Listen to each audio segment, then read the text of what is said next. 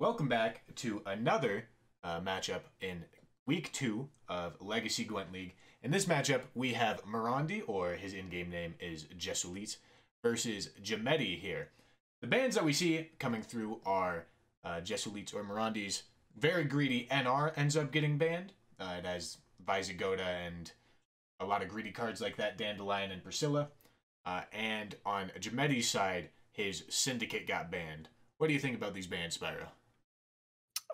Typically, you would expect to see Syndicate being banned, but having a look at Jamedi's lineup, he doesn't really, because he doesn't bring Nilfgaard and instead he's bringing Skellige, most of his decks aren't quite equipped to deal with very greedy decks. So I guess looking at his lineup, not many of his decks can actually deal with that greedy Northern Realms deck efficiently. So I guess he's just scared of completely getting steamrolled by the greedy Northern Realms deck if he doesn't ban it. Looks like it's more of a threat to him apparently than Syndicate. Yeah, I would definitely agree with that. It seems like that super greedy lineup ended up being really threatening for Jamedi's side. So let's get into the very first game here, where we have Maurandi's Scoia'tael versus Jamedi's Northern Realms. Yeah, so this is going to be a Dwarf Scoia'tael versus a Swarm / Inspired Zeal / Foltest Northern Realms. Yeah, the it's very interesting in the cards. It's very interesting that he's running Surrender and Troubadour. Troubadour's especially strange. Surrender's also quite an interesting one in Dwarfs. However, in this matchup, it actually is going to find, I would expect, pretty good value due to the fact that it is a Road Punish card. And as we've seen with Inspired Zeal in the past, the deck does swarm the board quite heavily. So I expect that Surrender to actually be quite a valuable card in this matchup. Very strange inclusion in a Dwarf deck, but I think it's going to be a big asset for Maurandi here. You do also have to keep in mind that this game was played in the second week of this patch, so Surrender was still moderately viable from like the week 1 decks that were trying to farm dwarfs to the best of their ability, and that's kind of just carrying over from the week 1, I would presume. Yeah, I mean, the meta is, as we've seen, constantly shifting, and every week it seems like there's I say slight, but it's actually kind of a major meta shift at times from week to week. So I expect the meta we see this week in this week's league game is actually going to shift again to next week's or this week's league meta. Yeah, I would definitely agree with that. We see that Troubadour getting value there, actually playing for 6 points since it's going on to that Berserker, although... wait, did it not go onto the Berserker? He put on the Gabble. I guess he wants to try to keep the Gabble alive. That tells me he's obviously planning on playing a melee row Gabble for the carryover. Otherwise, that armor is not really going to serve any purpose. The question is, at what window is he going to find to play this Gabble for the resilience? Because obviously, if you're putting armor on the Gabble, you want to be playing it for resilience. Yeah, that's a very interesting use for the Troubadour there. I'm not sure how much value that's actually going to end up finding here. But we see the Roach coming down really early here. Super early commitment. Jamedi's reducing his round 3 value just a little bit there.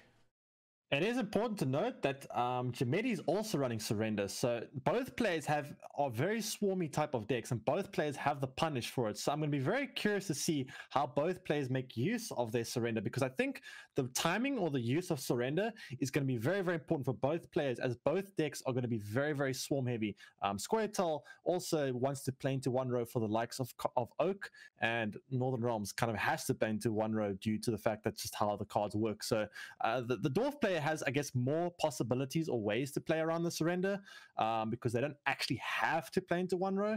But the Foltest player is pretty much forced to play into one row because of the way. Does win on even here.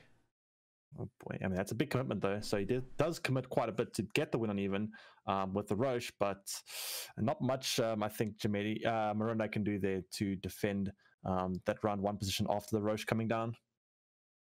Yeah. That Roach, as we've seen in previous games, does kind of just take the round pretty much by itself with the pure amount of point slam that it usually ends up putting down, even if you don't previously have commandos stacked up from scouts. Yeah, Roche, even though it got nerfed, is still a pretty insane card. And that card is one of the easiest ways to tell your opponent, this is my round now, get out. As we've seen... there's a Doppler in here. I didn't notice that before, but now I'm seeing it now. He runs a 1 of Doppler. I guess it can sort of make sense in the Dwarves the deck. thing is, I'm not sure if I like Doppler that much, because although it does play for a lot of points by itself, you're also losing points on the fact you don't have a dwarf tag on the board. So whilst it might play for, let's say, 8 points, which I think it does play for 7 here, you're also losing points, because if that had been a dwarf, you'd have got extra points on both of these guards. So he's losing 2 points as well. So that Doppler only basically played for 5 points there, assuming if he's going to play both these guards. Yeah, definitely an interesting inclusion. Definitely caught me by surprise there. And we see that first Novgorodian Justice commitment here. And this actually does give Jamedi a pass. Actually, no, it doesn't. I forgot about the ping of the armor. Never mind. But that ping there actually went onto the Radovitz guard, meaning that it looks like Jamedi lost the bonus with the armor. I'm not sure how much it's going to matter, but he did end up losing that. And down comes the Gabble for resilience. As we spoke about, he was looking to play us on melee row for the resilience. However, this does open up potentially Selkirk, because Selkirk can still deal with that even though it has 2 armor. It makes it a little bit more inefficient for Selkirk, which does mean that he does get an extra point off that armor, but it still will die nonetheless to Selkirk. And we see pings come down on things that aren't necessarily an engine. Do you think that maybe Maurandi should have just tried to RNG bless this Berserker to be able to take out the Ballista at that point and just take it down to 1 health with those 4 pings that he had? I mean, if you got the chance, then there's no downside. I can always see an argument to try to do that. But, I mean, oh boy, this is not a very happy looking guard. 4-point guard potentially coming down here. And this is what I spoke about with it, that Doppler. If that had been a dwarf, this guard would have been at least 1 point more. So obviously that Doppler lost already a point due to the fact that it is now making the guard worse. But this Gabble is still at 4 points, so it can't die to, let's see, what else is Jamedi running that could potentially kill that Gabble. Selkirk is about the only thing looking at his lineup. So it looks like this Gabble actually, oh, there's the Gabble. I'm surprised he didn't play that before the Philippa. I guess just maybe trying to RNG Philippa to kill it, potentially. Yeah, maybe just trying to hope that it works out in his favor. Obviously, the roll did not go his way. But we still do see card advantage getting maintained. Yeah, this is really threatening for Maurandi here, because if the False Play is able to go into a short round 3 with all those commandos and getting a good bleed down on the Dwarf player, I think the Dwarf player could be in a large hole. That's a big tempo swing available for the False player, especially with the likes of Draug as well. So I'm going to be very curious to see how Maurandi here actually deals with this bleed, because we do see a card. Mercenary commit here, meaning that the second Novgorodian Justice is not able to grab those mercs. And we see a very early forfeit because I was about to say, with a board state that undeveloped, it just looks really, really bad for Maurandi there, unfortunately. Yeah, that Faltus is very much the kind of deck. If it draws well and gets the right coin, it can be so punishing. There's not a whole lot you can do against it sometimes. That's just how Faltus goes. If you just get the right hand and the right cards with the right coin, man, you can seriously do some damage with it. Yeah, Foltist is definitely a draw your golds type of deck. If you do it correctly and you're lucky enough, there's not a lot of things that can end up stopping it. Yeah, it's a very, very threatening deck when everything goes its way. All right, so what we got here? Ooh, got monsters versus Squirtle now. So Jamedi going to continue with the Squirtle, and it looks like Death Shadow or a Death Wish deck here from Maurandi going to come down. All right, sorry, flips around. Squirtle is now on Jamedi's side. So it is a Harmony deck versus a Death Shadow deck. So once again, as we spoke about in the past, Kaltulis being such a big threat in this matchup, how do you think it's going to play out with the threat of Kaltulis here? How are both players going to try play around? Because obviously on Marunda's side, he wants to get the value of Kaltulis, which can be pretty insane. And obviously Jamedi needs to mitigate that value. So how do you think this game is going to play out with that threat of Kaltulis here? I would definitely expect round 1 being super valuable for both players here. Obviously, because it would allow Jesulit to choose a favorable round 3 for himself, where Kaltulis is absolutely able to farm. And obviously for Jamedi, it's to be able to prevent that from happening. Looking at Jamedi's list, I don't see any sort of tech that allows him to tall punish this this Keltalus, so Yeah, no. he's not really going to be comfortable.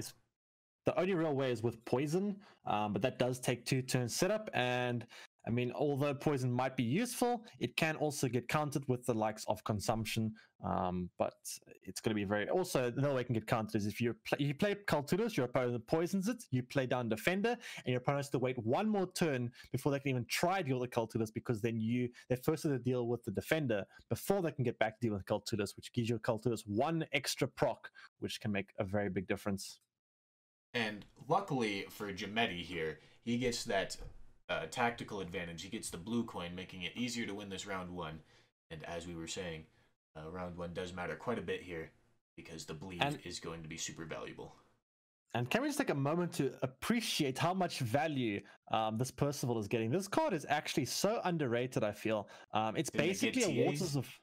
Yeah, it did, but it's still already done 2 procs. I mean, it's already played 8 for 7, and it's still going to do a lot more. The nice thing about Percival is the fact that it still gets the same value as a Waters does. I mean, kind of. You don't have the 2 bodies, so your initial value is not as much. But every time you play a Harmony, you're getting +2, which is the same value you'd get with the Waters of Broccolon. So it's almost like running a 3rd Waters of Broccolon in a way. Obviously, you play much more to Tall Punish, but it is kind of like a budget Waters of Broccolon in Squirtle, which is actually very, very valuable sometimes. And we do see Maurandi staying ahead here. And he obviously had the red coin, threatening to win on even, sort of how Jamedi won on even in the last game, trying to get his payback here. Yep, I mean, it's going to be interesting to see both. I mean, looking at Maurandi's hand, it is pretty good. Ooh, we see a Oak come down. That is a very big play. But 9 plus 13, 20, geez, over 20-point Oak plus the proc on the Percival, and that Percival has already played for 10 points, and is still potentially going to play for more. Percival is such a great card sometimes, especially when you draw it round 1. It's a very, very good card in round 1. And then you get tall unit punished, and you don't feel nearly as great. But yeah, I guess tall punish definitely is not ideal for you. But looking at both players' board state here, I think Jamedi is probably going to be able to win round 1. Looking at this, I'm pretty sure Jamedi should take this, especially after committing Oak there. I think if you're going to commit Oak, you very much are saying to yourself, "There's no way I'm not losing this round. I mean, I'm not winning this round after I've committed all of that." Yeah, Jamedi, like we were saying, is valuing this round super highly, committing a lot of his value in an attempt to be able to get this bleed so that this Kelly doesn't pose nearly as much of a threat. Yeah, I mean, there's not a whole lot of ways that Jamedi is going to be able to deal with it. One of the easiest ways, I guess you could say, is with a round 2 bleed. But as we mentioned in the past, it is always difficult. Early Oswald commit as well. Yeah, both players really wanting to win this round, as you mentioned earlier. But yeah, the thing about trying to bleed a Death Shadow deck is it's very, very awkward due to the fact that when you bleed Death Shadow, his leader ability is a very unique one in that every round it gets refreshed. So Death Shadow really wants to play 3 rounds, and if you bleed them in round 2, you're kind of just playing into their leader ability. So I mean, sometimes it's necessary, but it also is a big downside. So I'm going to be curious to see how Jamedi tries to play around this Kaltulus here if he is able to win round 1. Yes, I'm very curious as well. And at this point, we're looking at Maurandi's hand here, and he's kind of running out of plays that feel okay. Obviously, committing that Kaltulus here would mean that Jamedi no longer cares about this bleed, and if he was to win this round, if Jamedi was to win the round after a Kelly commit, he would feel much better about being able to just drive past that round. I mean, even if you were able to win, even if you were able to lose this round of Kaltulus commit, I think you'll be very happy about that too. I mean, Kaltulus is such an important card against Squirtle because Squirtle doesn't have a lot of very good answers for it, and because of the fact that they don't run Tall Punish, and the fact if Kaltulus can stick, especially in a deck that swarms the board as hard as Squirtle does, Kaltulus can just get such absurd value. It's actually insane how much value you can get sometimes in this matchup. Yeah, but obviously after a little bit of a contemplation there, Maurandi decides that that's not the greatest idea, holds onto the Kelly and just takes the pass, hoping or assuming that Jamedi is going to be bleeding him here. And if Jamedi does bleed, it is, I mean, he's got a very threatening hand, very difficult. do see the bleed come down. Jamedi is going to play this into this round. I guess Jamedi's kind of saying to himself, I don't mind going a card down as long as I get that Kaltulis out of you. Then I'm happy because, I mean, realistically looking at Marunda's hand, I think that Jamedi is likely going to go a card down here. The question is, will he be able to get out that Kaltulis in the process of bleeding? And obviously, the shorter the round gets, the less threatening Kelly becomes. So even if he doesn't force out this Kaltulis, if he ends up in a 3 or 4 card round 3, I can't imagine Jamedi's going to be very frustrated about that.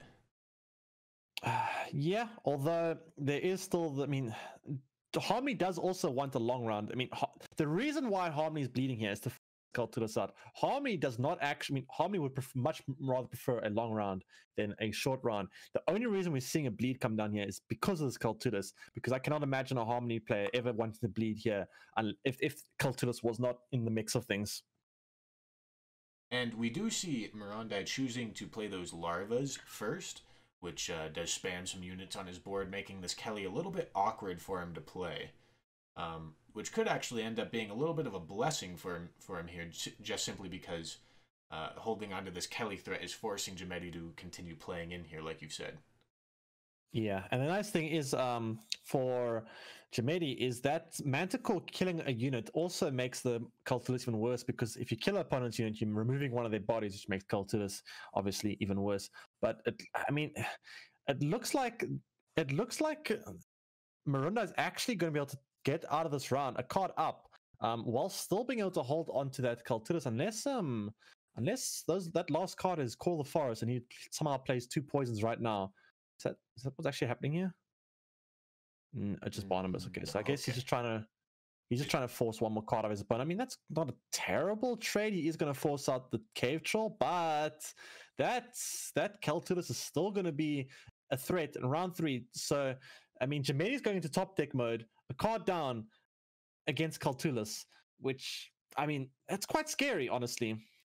And trading a Barnabas, which can be up to 12 points, not even counting Harmony value, for a 7-point card, even though it does have the Defender tag, is still going to feel pretty bad on Jamedi's side. Yeah, I mean, it's going to be very, very difficult here for Jamedi. I guess he might just keep leader for a Call of the Forest, so you can like poison that Kaltulis in 1 turn and deal with it. Because that Kaltulis, if you swarm the board with a bunch of fledglings, that Kaltulis is just going to eat away at your board, and it's going to feel very, very bad for you. And we do see a top deck into the Maruna there. He's happy to find that.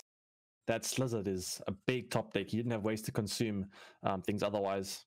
He did end up mulliganing away that Barbagazi, a very risky mulligan from him there. Not allowing him to actually proc the Death Wishes.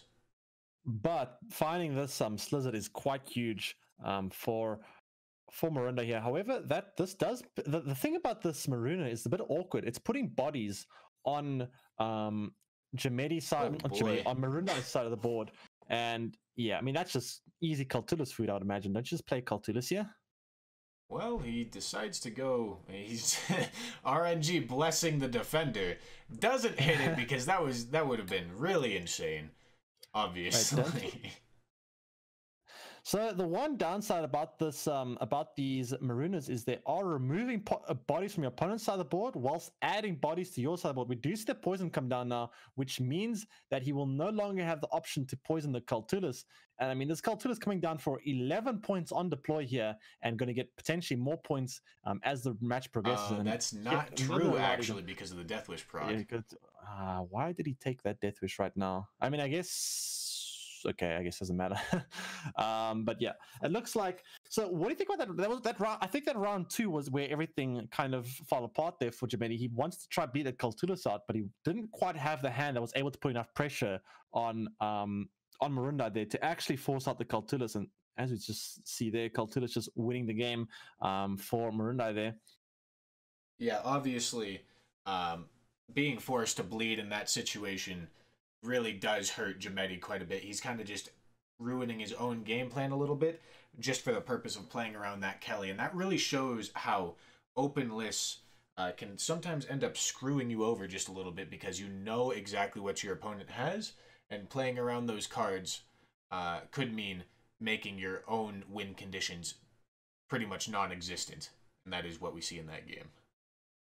Yeah, I mean, Squirtle definitely wants the long round, and unfortunately for him, he had to push round 2 to try to get the Cultulus out, but it didn't end up working. And we do see a Squirtle mirror. That's going to be very, very interesting because the one hand we've got Harmony, and on the other hand, we have Dwarfs. And Dwarfs typically very favor this matchup due to the fact that you are running reactive engines versus proactive engines. And typically, when it comes to Gwent, proactive engines usually lose to reactive engines, and Dwarfs are very, very good at pinging away your opponent's engines if left unchecked. So how do you think this game is going to go? Obviously, round 1 being very, very important, but how do you think it's going to play out?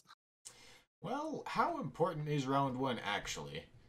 I mean, very, very important, because the thing is, if the Harmony player loses one, the Dwarf player is going to go full pew pew 2-0 smoke mode. I mean, doesn't even have to go smoke mode. That's the thing. The Dwarf player can actually just take the long round 3 and pretty much just develop their. The Harmony player ideally wants to win round 1, bleed round 2, try force out 1 justice at least, maybe even a second justice, and then once that threat's dealt with, then it's okay with taking the round 3. But I mean, if he's not able to win round 1, I think the Dwarf player will run away with this. Yeah, I would definitely agree with that, but I think the Dwarf player is, for the most part, favored regardless of circumstance here. Yeah, I mean, but the thing is, the Harmony player has 1 win condition, and the win condition is, you got to win round 1, push round 2, get out a justice or 2, and then you're maybe in the clear. But otherwise, if you give up round 1, it's, I think, game over for the Harmony player. And we do see a little bit of a battle going on here. Not a lot of high provision commitments. Mostly, it seems like both these players don't actually care that much about this round 1. I mean, looking at Maroonda's hand, he doesn't really have much he can really play, to be honest. He doesn't. He's got a brick volunteers in hand. The only card he can really commit here to actually put something on the board is Justice not Justice. Land of 1,000 provisions, as I like to call it, into Justice, and that will be a way you can win round 1. But with the Puff on the board, with a reactive engine set up by Jamedi, I don't think he's going to be able to set it up anymore. He takes the pass here, which is good for Jamedi, as this is pretty much his only win condition in this matchup. He has to win round 1, and I'm very much expecting a pretty hard bleed here from Jamedi. He needs to force out that Justice, at least force out 1, maybe even 2 if he can, but at least 1. Yeah, I mean, ideal circumstance for Jamedi here is that Maurandi overcommits a whole lot, probably ends up getting card advantage, but Jamedi would ideally be able to save a decent amount of his resources to be able to take this round 3. Honestly, I don't think card advantage actually matters in this matchup. Okay, there are some situations where it does matter, but for the most part, I think the most important thing is getting these justice threats out of Jamedi and pushing round 2. I think that's where this whole match is going to come down to. These mercenaries are very vulnerable to a skirmisher here, although we do not see a skirmisher, rather a defender come down. And doesn't Maurandi have any answers for this? I don't think he runs either, which means that he's going to have to just ping away at this defender, which is very inefficient due to the fact that it does have 2 armor. So it's going to take a while for him to get that down, but I mean, eventually it will go down. So it looks like he's just going to ping away at it and take it out manually. And I did see Maurandi floating his leader ability after committing that first set of mercs, and I got kind of scared that he was maybe going to do that overcommitment that we were talking about, but he does decide not to. Ooh, this is putting Maurandi in a very awkward position. Oak coming down, a lot of...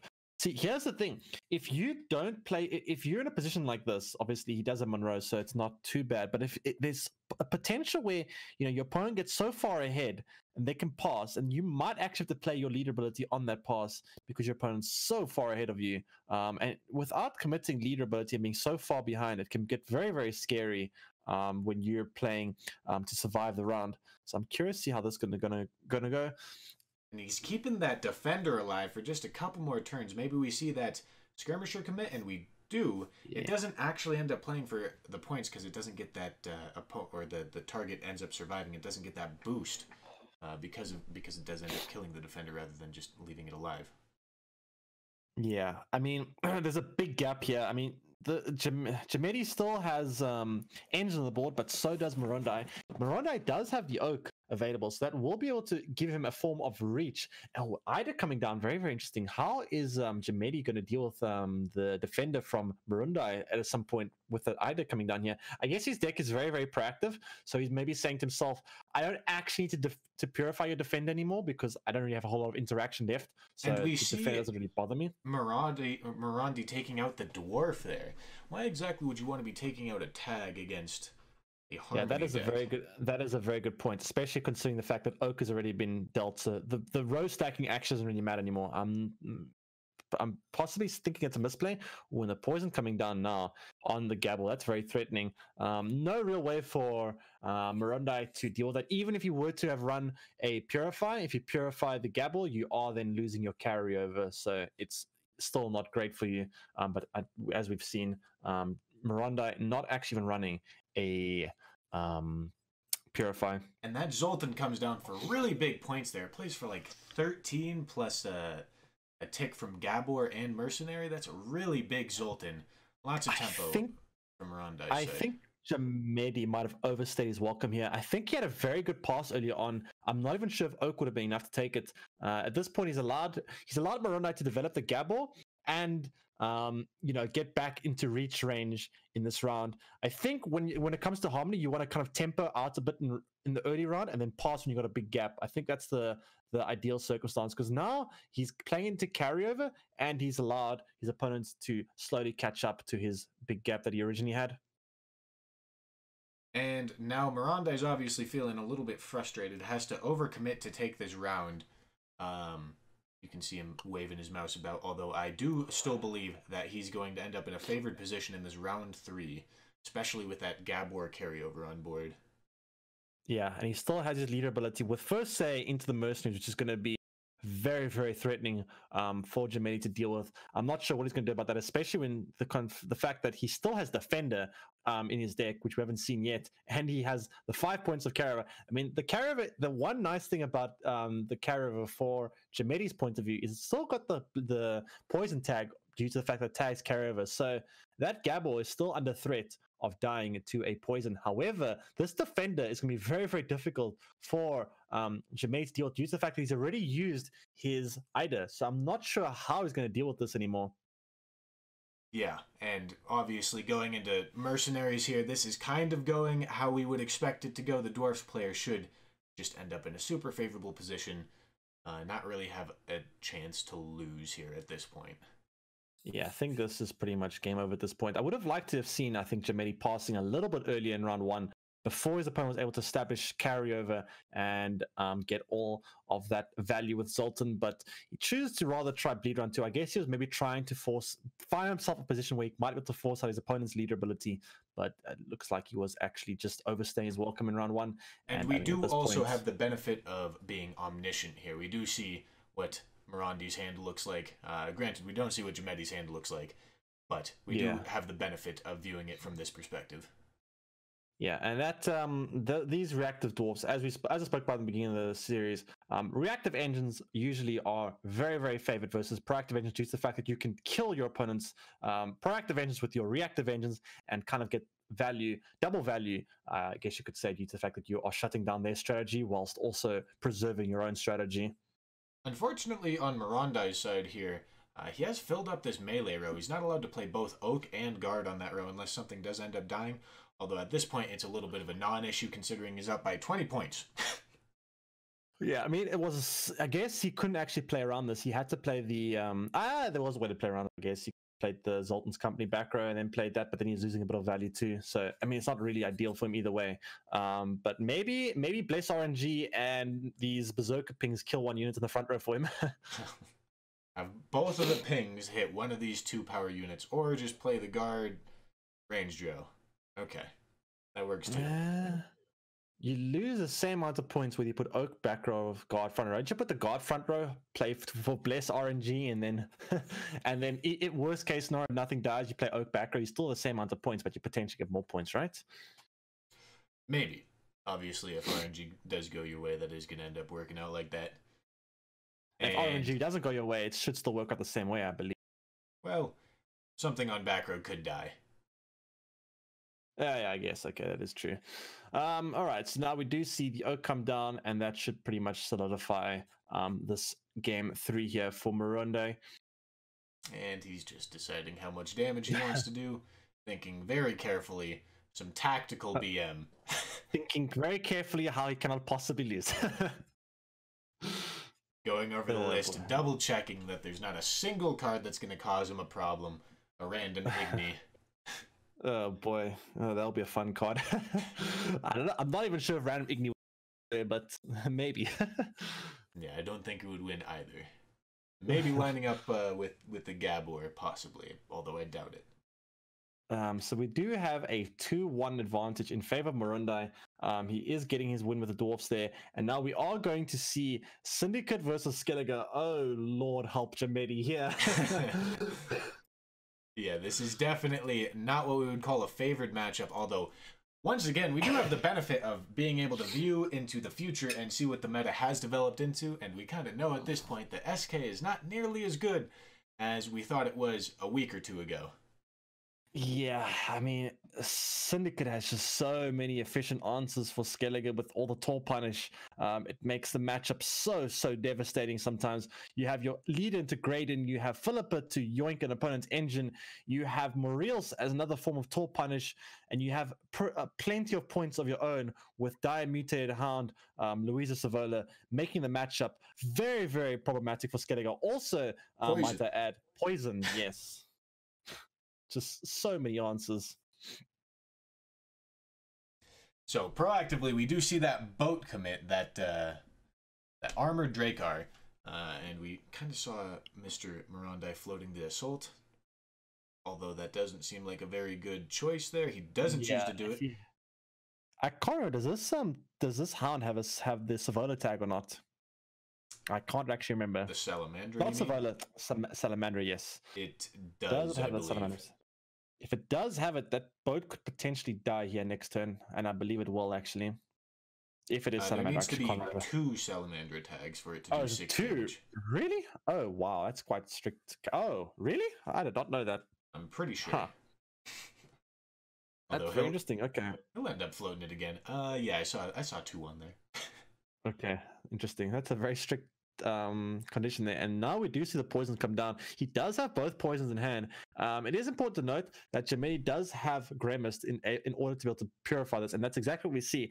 Honestly, in this matchup, I think you want to be playing Grey Mist 3 times potentially. Once in round 1, if you're pushing round 2, then a Game Mystic Drift, and then round 3, I think Grey Mist is actually your leader target. Grey Mist being such a valuable card in this matchup due to the fact that poisons is so valuable for the Syndicate player and bounties. So I imagine that Grey Mist is going to be a very high priority resurrect target in this matchup. And Maurandi does run 4 poisons rather than just 3 poisons like we see in a lot of the Meta Syndicate list currently. So he can potentially get 2 poisons to proc. It does have 3 remaining in the deck. That is going to force up to 2 Purifies out of Jamedi if he does find them and use them properly.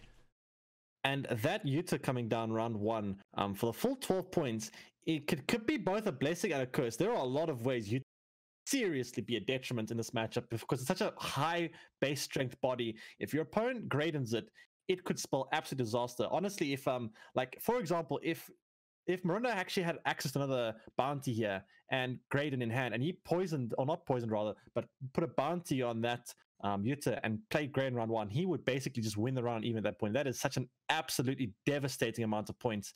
And we do see a good use there of the, what is it card called even again? I can't remember the card. It's Assault, that's the card name.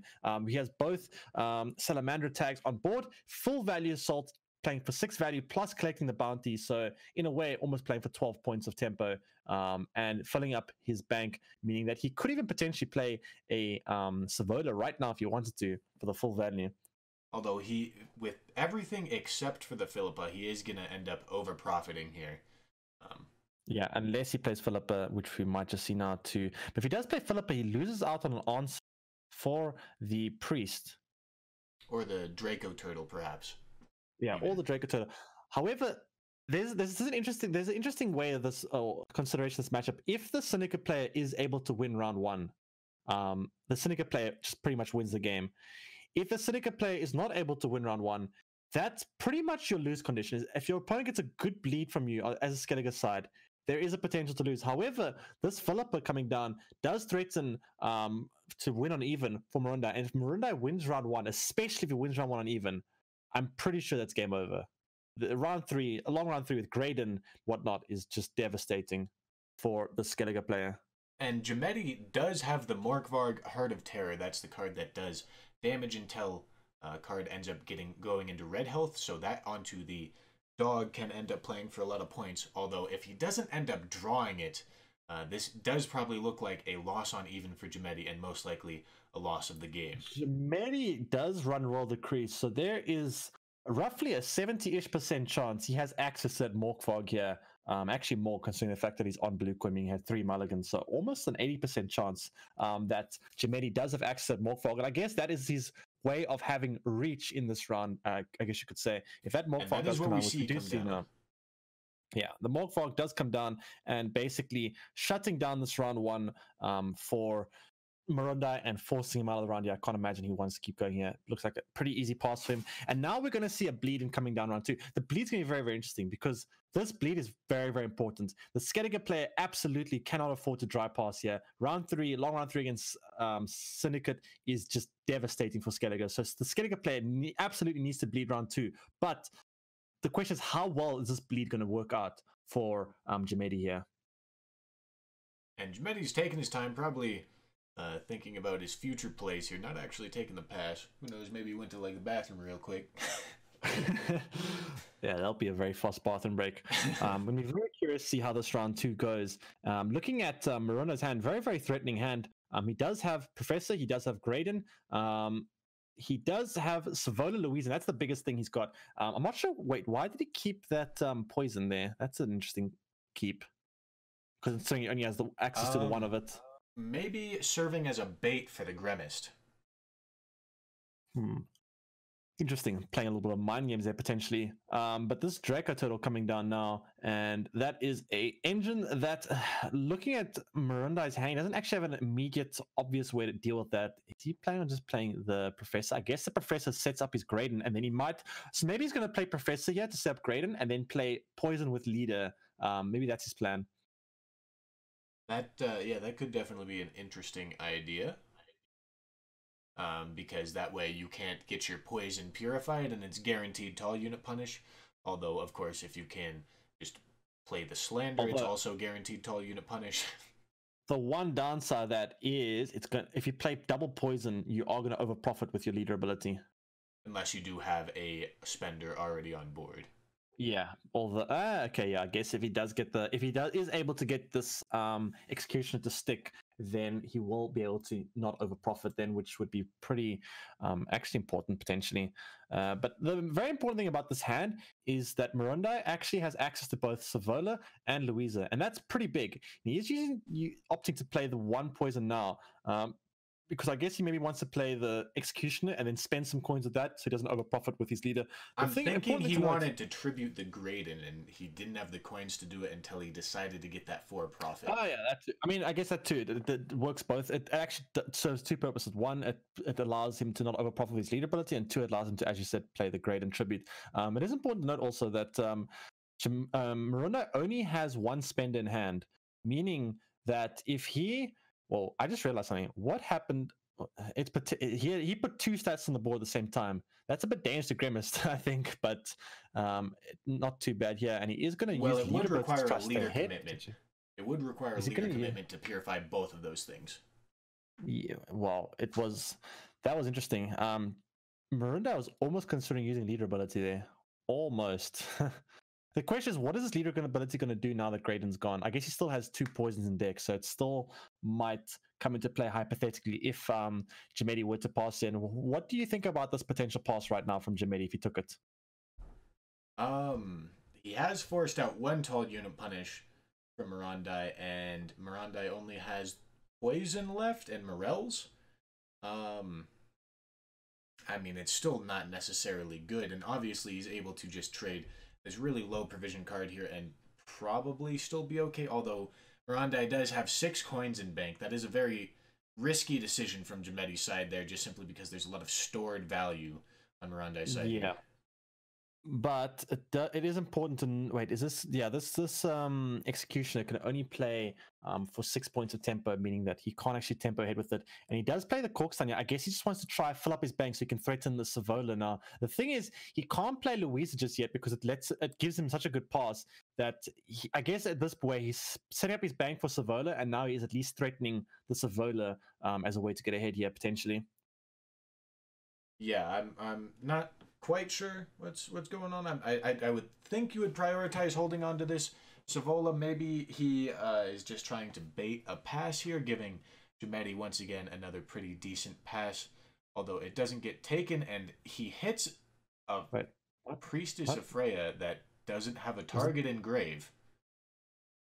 Was that a mistake? I mean, what was options?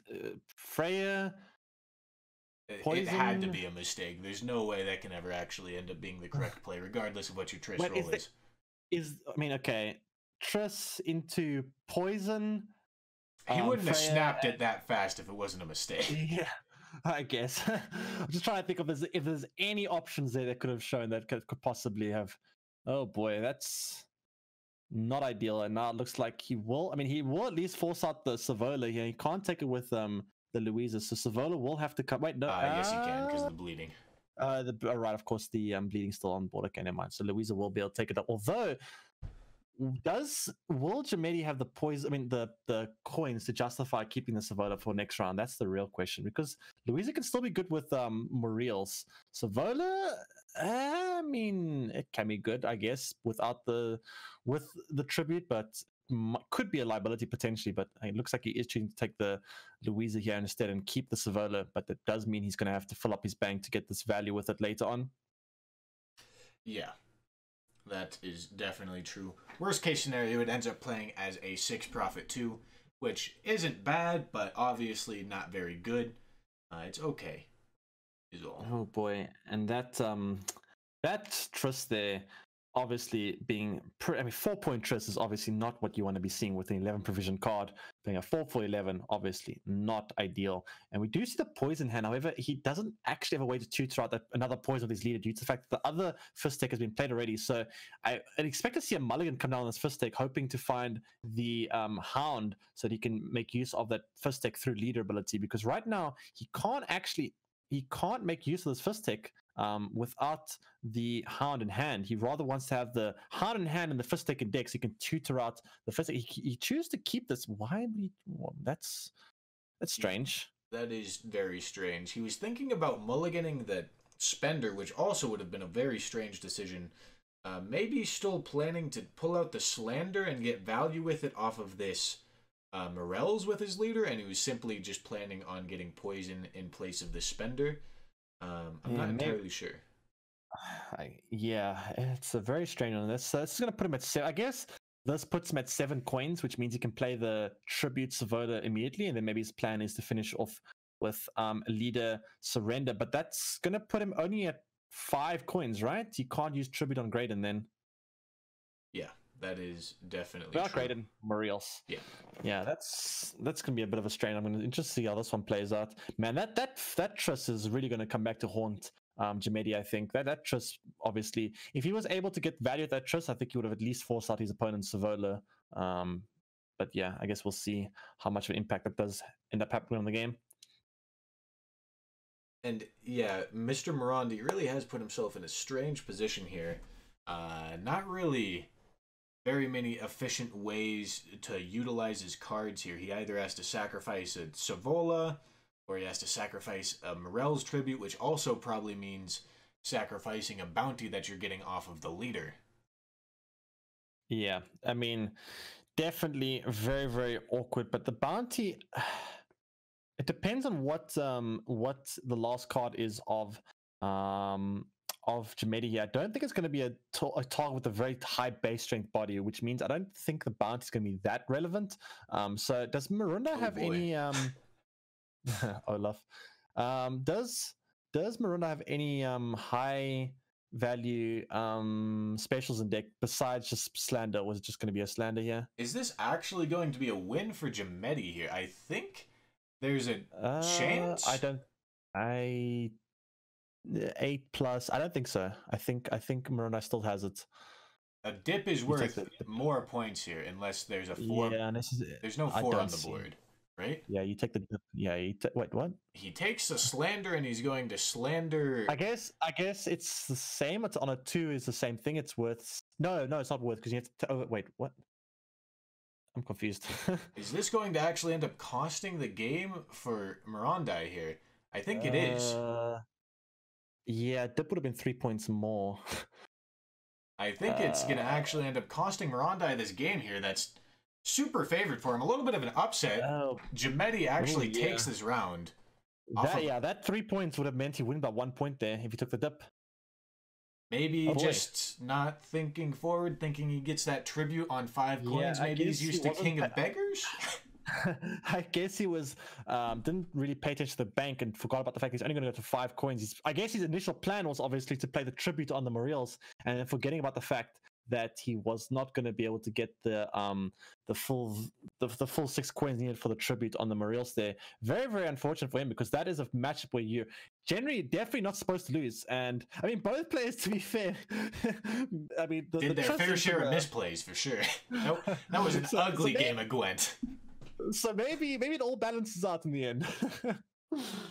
I do imagine that Jamedi is very happy about the outcome of that game, though. That is definitely for sure. And no spot to win in, and it did end up working out for him. And we do see a Caleb in this lineup for Maurandi. What do you think about Caleb here? It's definitely not my favorite card, although I do have to remember in the previous weeks, cards were getting shifted around, especially in that 8 provision slot for Syndicate decks. All the time. Pretty much every day there was a different 8 provision card that you wanted to be running and a different 8 provision card that you wanted to be cutting. It was just like musical chairs with the Syndicate decks. Yeah, I mean, I've went through my fair share of Syndicate decks as well. When the meta first settled or first started, I was trying all sorts of Syndicate decks, and a lot of them actually felt very, very awkward. It took me a while to find a build that I felt comfortable with, and we do see a Syndicate versus Harmony matchup here, and this is a very, very interesting one. It used to be very, very favored for the Harmony player, but I honestly think this is a very, very skilled matchup right now. This matchup, I think, is not favored for either player. I think it's gonna. Honestly, I feel like both players can win this matchup. It's gonna be very interesting to see. I feel like this is a very 50-50 matchup. Yeah, I'm not super well aware with it. I haven't seen very much Harmony in tournaments or on ladder. I've mostly just had experience with Syndicate. Don't really know how it goes against Harmony. Yeah, and from my experience, it's very 50-50. It can go either way. Graydon obviously is a big key part of the game. If you can get that juicy Graydon onto your opponent's Oak, it is such a great position for you. Honestly, Graydon Oak can be a pretty big win condition. That's your biggest target for Graydon, obviously. And I think it's going to be very, very interesting to see how this matchup plays out.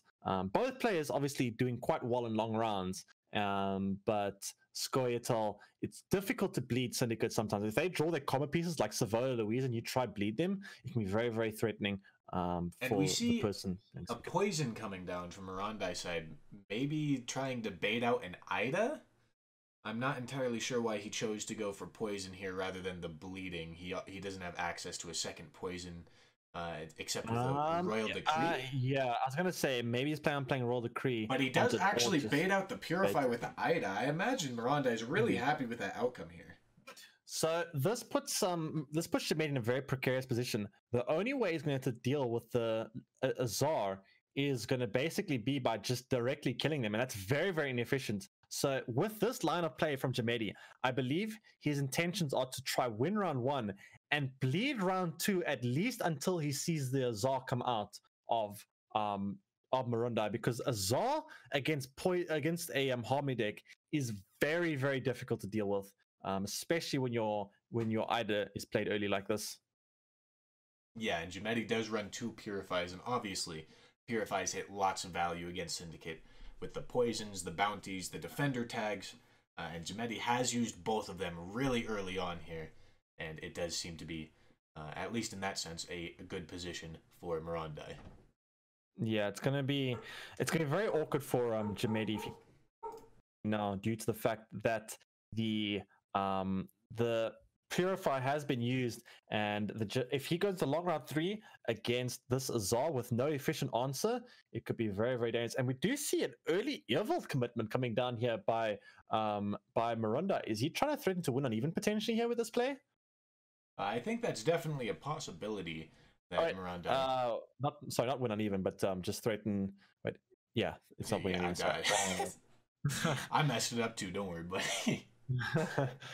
I thought that when I saw the 7-point Swordmaster, I thought potentially it was tactical advantage, but never mind. It was because of the Purify. But we do see that Pavko actually sneaking out there and still surviving the initial impact of the Pavko. I mean, of the Earvault. And I mean, Maurandi is playing the.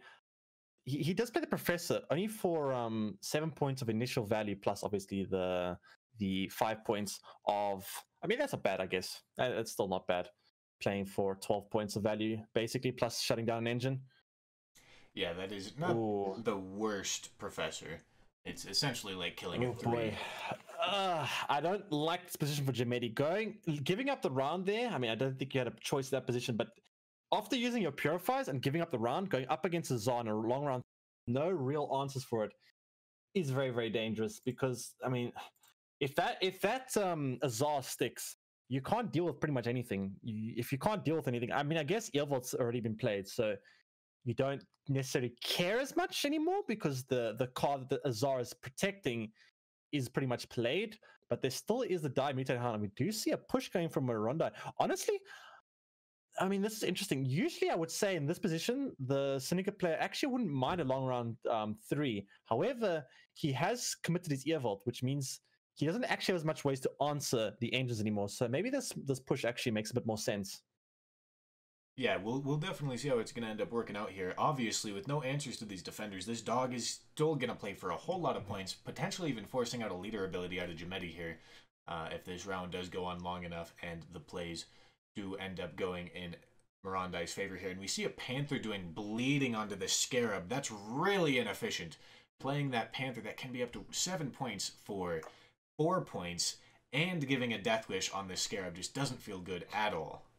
Yeah, definitely not ideal. But as you mentioned, this Harmony list does not have many ways to deal with this Azar, and this is what the outcome is going to be, unfortunately, for Jamedi. And it does seem like this Hound is going to stick for at least quite a while longer, and that is going to play for quite a big amount of points. That being said, the Waters of Brockler on the opposite side of the board is also playing for quite a few points. We've already seen it being procced twice already, so already 12 points of value, plus a 2-point body with the Valve. So basically 14 points, and it is keeping up basically with the Hound. And we see a leader commitment into presumably a Graydon from Maurandi's side here. Full smoke mode, it seems.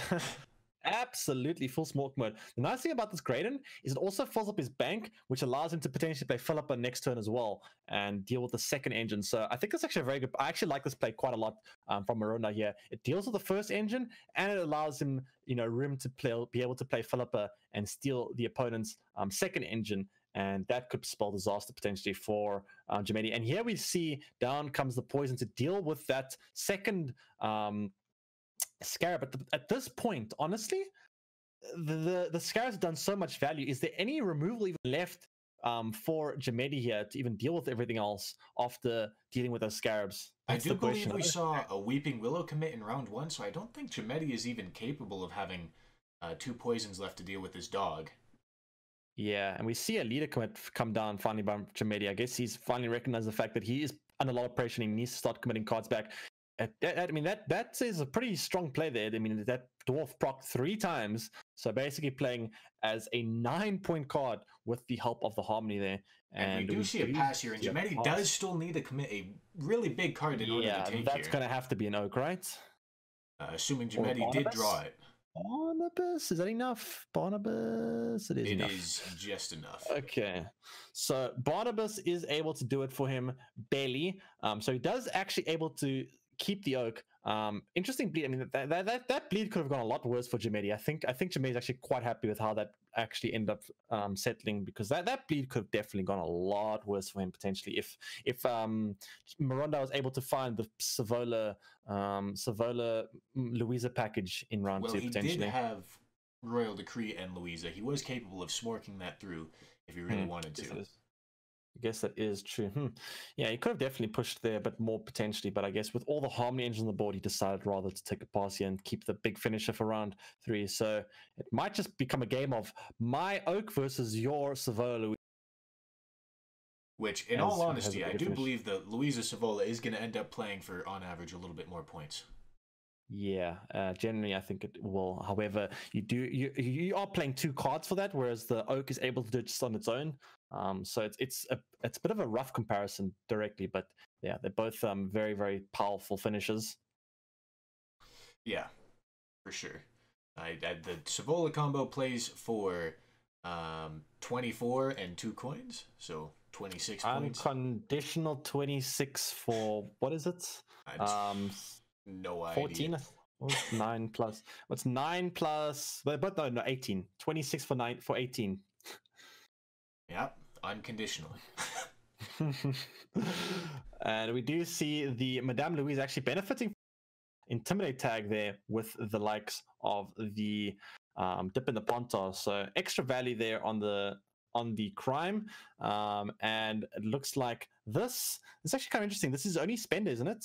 Unless he's playing on Royal Decree on another spender, which means will he be able to utilize the 2 profit from the Savola here? Potentially not, unless he's got some other intentions with the Royal Decree. He decides not to kill it. He could have Jamedi could have killed that spender right there and then with Oak. I'm actually kind of curious why he didn't. Maybe with Maurandi so confidently playing out that spender, it kind of tells Jamedi, or it kind of seems like, at least from Jamedi's perspective, that Maurandi will have a second spender, but obviously that isn't the case. And Maurandi is not allowed to play a card that has a tribute other than Savola here, unless he wants to essentially waste that Louisa tribute. I would imagine he wants to roll the Cream Reels, and I would imagine that means he cannot play roll the Cream now. He has to play Savola now, which is probably the best sequencing because he is able to then spend these coins, so he doesn't have to worry about Oak killing the spender. And now we are going to see a Oak versus a Reels. I think this game's going to be very, very close. That last card is Oak because he still has the value with all the Berserkers. So Reels, is it going to be enough here? I don't think it is. I think it's a tie because all the Berserker pings dodge the armor. Talented Jamedi not hitting any of the armor, allowing him a second chance at this game. Yeah, very, very close game. Like I said, I think this matchup is a very, very. In my experience, this is a matchup.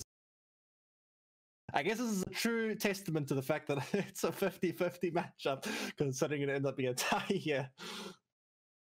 Yeah, I would. That was a very interesting game. Jamedi kind of pulled it out. Really, really lucky from him to dodge all that armor. That was not a very likely circumstance at all. Just don't hit armor, forehead. Easy. So this is good. This is the game 5. This is the game to determine it all, and it's getting replayed. Is that right? I'm not messing that up. I think.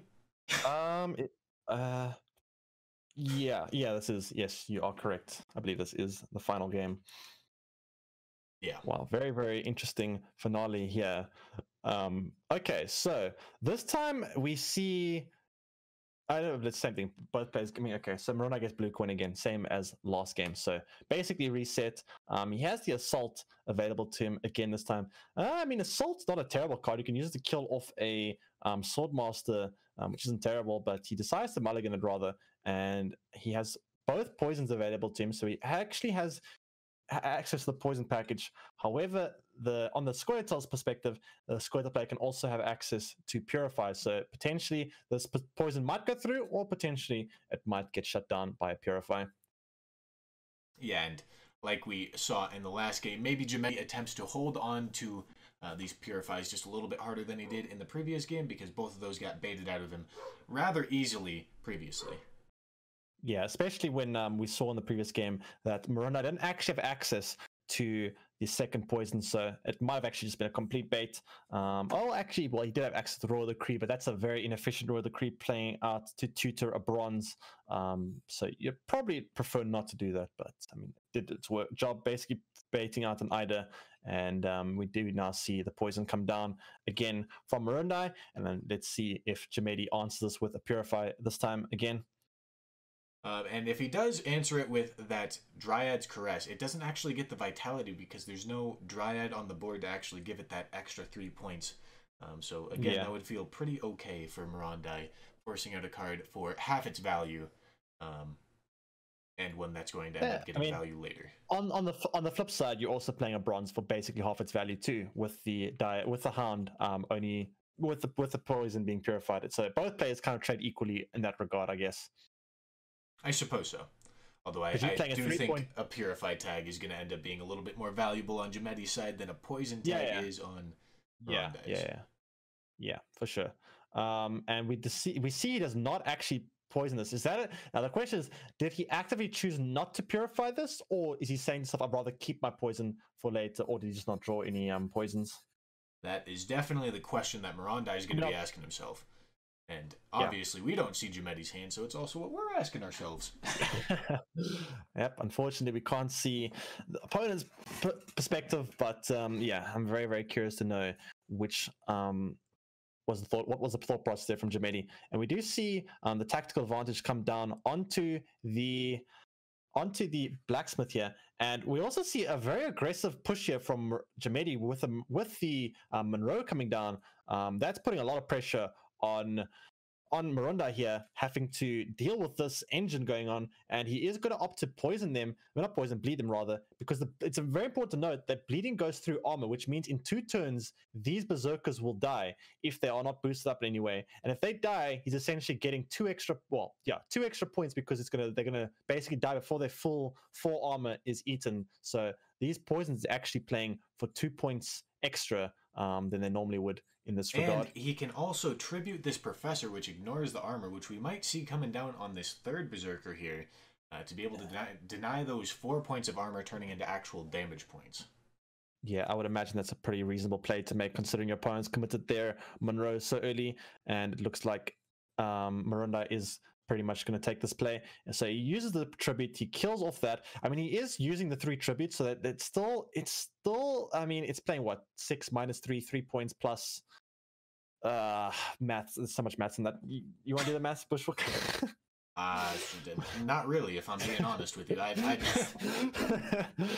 And we do see a very late Percival coming down. Another aggressive play. It looks like Jamedi's really trying to put the pressure on his opponent this game, taking a very different stance than he did in the game 1. I imagine this is just basically him learning the matchup throughout, or learning the outcome of how this matchup goes through the first game, or maybe a different hand situation for Jamedi, because this is ended up playing quite differently from the first game, much more aggressive from Jamedi's perspective. And he does end up taking this round 1 this time, and takes it really easily with a low provision Mahakam Guard there. And we'll see what Jamedi's plan here going into this round 2 is. Maybe he wanted to play so aggressively to be able to bleed. We'll find out. Yeah, this round 1 is very different than the first game. And we do see Savola Louisa again in hand. I mean, Maurandi, he's very talented at drawing this combo together. Every time access to Savola Louisa, so he's gonna be very happy about that, meaning that he will be able to get that value in round 2. However, he doesn't have a reactive spender, so I guess mulliganing away that slander makes a lot of sense. And is he going to keep this hound here or not? He doesn't have access to second poison unless he wants to play leader ability into poison, which I don't really think he wants to do.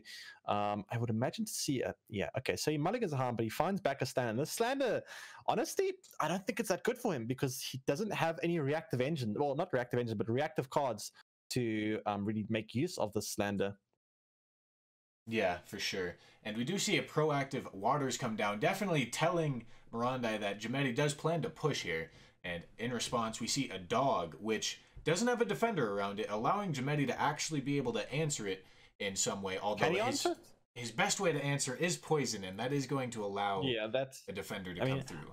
I would imagine the response here does come through, though.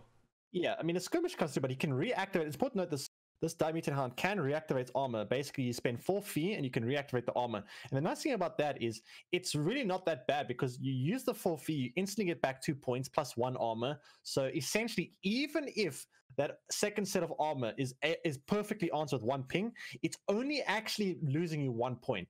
And it potentially is gaining you, a lot of points. And we do see the Azar come down, and I imagine he's going to probably try to reactivate this Diamutated Hound soon if he can. Yeah, maybe spend that slander, use it as a little bit of a bait. Although Jamedi does end up taking the pass here. I actually really like this pass from Jamedi, and the reason being is because he got out the opponent's Azar. The thing about this card is there's so few ways that the Harmony player has to make use of this. I mean, to deal with this Azar. And getting the Azar out means that Jamedi can actually make use of his reactive cards much better than before. So I don't hate this pass. It is still very risky. I mean, Syndicate in long round 3 honestly isn't anything to scoff at. But when the Azar is out of play, it becomes a lot more manageable for the Square Top player, I believe. And at this point, unlike the previous game, Jamedi does have access to both of his Purifies, and there's significantly less Purified targets from Maurandi's side than there was previously. Yeah, I'm looking at this hand. There's one card that I'm not sure how Jamedi's going to deal with. Is this some Caleb? That's actually could be a big problem for. So here's the thing, right? How does Jamedi kill this Caleb? Does he kill with Oak? Because if he kills with Oak, it means he's playing Oak early. If he plays Oak early, he plays into Leader Graydon. That's very, very dangerous. So I'm very curious to see how this plays out. Yeah, I mean, Caleb is definitely capable of being a very big threat, although, obviously from our perspective, we can see that Maurandi's way of capitalizing on it is with this Executioner, and I believe there's a Royal Decree into a Ewald, so maybe he ignores the Caleb and simply tries to answer the Spenders instead. Yeah, and very interesting, he's decided to open up with this Corkstein, meaning that his opponent will obviously now just go straight for the poison onto the Corkstein instead. He plays the Defender. I mean, this Defender's still not playing for bad value because he still has to spend 2 coins to purify it. So, I mean, the Defender basically playing for 8 points plus 2 on the Harmony tags and plus 2 on the 12-point Defender. Not bad. Definitely not nearly as insane as we can see Defenders get some crazy value, much higher than 12. Yeah, I mean, if they stick and they're protecting some very valuable cards, Defenders can potentially be game-winning cards on their own, right? And we do see an early Caleb come down that can get answered by the Oak, but if it does get answered by Oak, the big downside is that then it allows, and we do see an early Oak, and this is, I don't know if this is good for Jamedi because this does open up Leader Graydon onto that Oak, and that is an interesting that he plays the points. Fav melee row as well. Maybe a little bit of a misplay there, or simply used to playing his tutor cards on melee row. But Fav doesn't actually have a row lock. It won't actually matter here because this Oak is getting answered anyway. Maybe maybe Jamedi's just saying to himself, they always Graydon, and we just not bother getting the extra point. Maybe, man. Maybe Jamedi actually secretly got the same perspective that we do, and he sees Maurandi's hand, and he knows what's going to happen. And we do see that poison come through, although that is just going to get purified super easily. Okay, this could actually be a bait. What if he's doing that to bait? Maybe he doesn't have access to second poison. He's using it as a bait to make his opponent waste the Corkstein there. I would imagine that's the only way that makes sense. Or maybe he's relying on Maurandi thinking that, and he does actually have a double poison in hand. God, that's some serious mind games right there. Huh. That would be a very, very interesting one of that. I wish I could see the opponent's hand there because that would be really interesting to know because that's some like 10-head type of 10-head type of mind games if that's the case. Although either that or it's just a big misplay. Who knows? We have seen some interesting plays in this series previously, so yeah, definitely some very interesting ones come down. And we do see this Pavko coming down very late, but it can't actually get answered here, which means that if that Pavko is sticking, it's going to play for an additional 6 points plus the 2 points it already received. So 8 points on the 5-point body, not bad value, plus the human tag. That Pavko actually doing pretty good work here. And Savola Louisa, I'm not sure if that's going to be enough, honestly. This Savola Louisa is... I mean, there's a big point deficit right now, and I think that Jamedi has this one. Yeah, it is definitely going to be a little bit close. Jamedi could have a bad hand remaining, and that's definitely not a good card. Although he is up by a pretty decent margin here. Um, Maurandi does get Not to spend the too 2 coins that Savola profits for, so this Savola does end up playing for 20 points, although it is going to require Jamedi to have a very bad card for Maurandi to end up taking this round. I What can't will it imagine any be? card bad enough. I honestly don't think there's any card that's bad enough because he's getting 2 points of the Pavko. So I really just don't see any card bad enough. And there we see the Barnabas. And I think, honestly, this game was won by that pass in round 2. Getting out the Azar and then passing is so invaluable for the Harmony player because Harmony just has no real good ways to deal with Azar. And unlike the previous game, this game in long round 3, there was no Azar threat for Jamedi to deal with. And that made a big, big difference, as you could see there, with the game being a lot less close once the Azar threat was dealt with. Yeah, very good game. That final game did end up actually being a rather interesting one. Unlike the Skellige and Syndicate game that we saw previously, this one was very well played from both sides, and it was nice to see it get a rematch and a little bit more of a refined line of play from both players. Congratulations, Jamedi, for taking this game 3-2. Yeah, good job, and look forward to seeing future games potentially.